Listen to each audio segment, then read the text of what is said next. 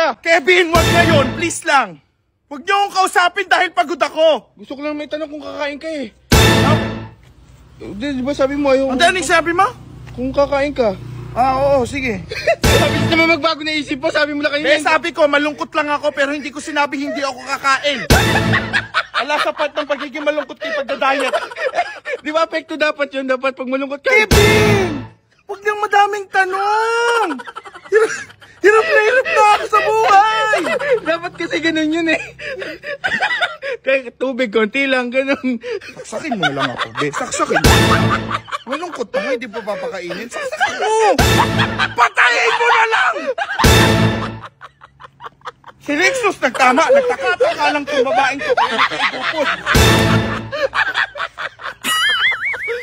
Paano yung mukha na? Paano yung mukha? Tatama-tama.